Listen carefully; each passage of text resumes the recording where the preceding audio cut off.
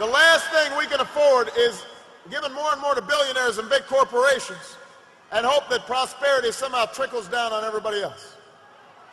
The last thing we can afford is 4 more years where no one in Washington is watching anyone on Wall Street because politicians and lobbyists kill common sense regulations. Those are the theories that got us into this mess. They haven't worked. It's time for a change. And that's why I'm running for President of the United States of America.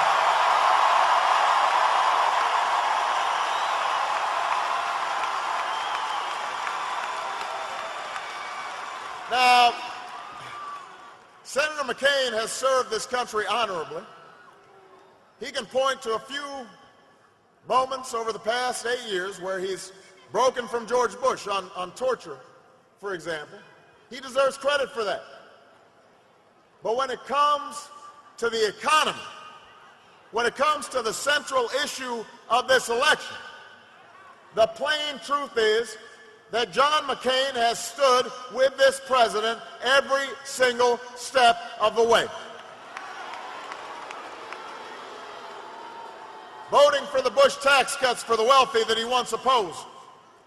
Voting for the Bush budgets that spent us into debt. Calling for less regulation 21 times just this year. Those are the facts.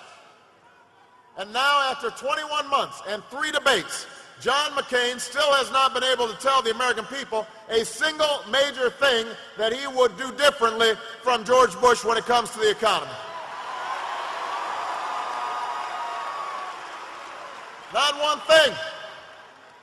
Senator McCain says we can't spend the next 4 years waiting for our luck to change.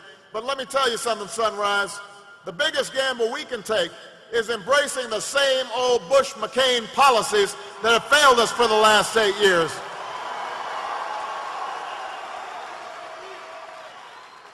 It's not change when John McCain wants to give a $700,000 tax cut to the average Fortune 500 CEO. That's not change.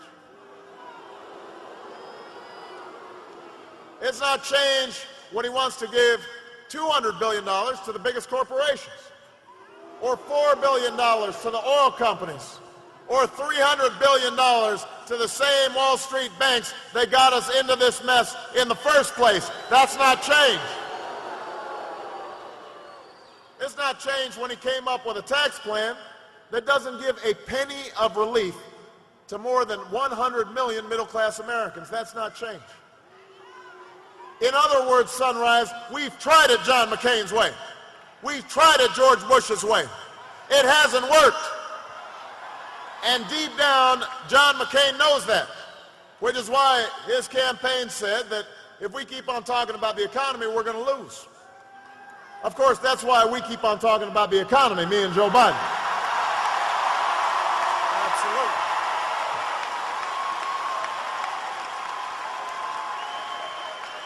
That's why we're talking about you and your lives.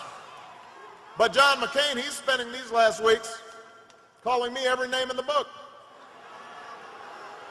Because that's how you play the game in Washington. If you can't beat your opponent's ideas, you distort those ideas. Maybe you make some up. You don't have a record to run on. Then you paint your opponent as somebody people should be afraid of. You make a big election about small things. Florida, we are here to say not this time, not this year, not when there's so much at stake. We are going to win this election.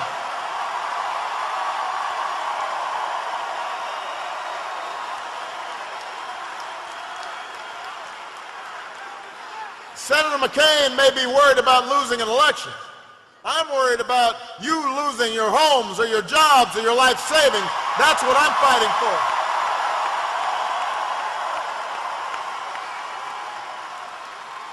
So I can take 6 more days of John McCain's attacks, but America can't take 4 more years of Bush-McCain economics.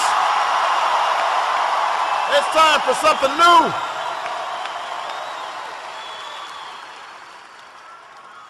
Listen, the question in this election is not, are you better off than you were 4 years ago? We all know the answer to that question. The question is, are we going to be better off as a country 4 years from now?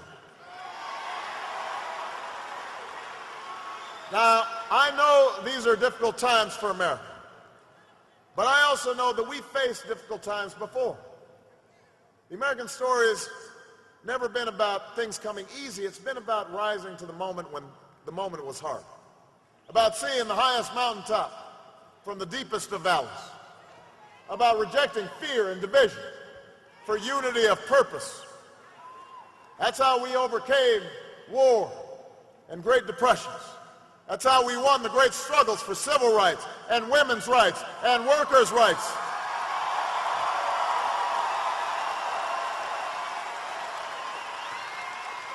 And that's how we'll emerge from this crisis, stronger and more prosperous than we were before, as one nation, as one people.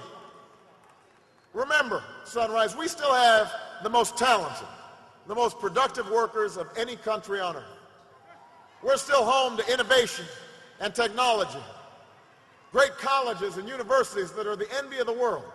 Some of the biggest, brightest ideas in history have come from our small businesses, our research facilities, the back of somebody's garage.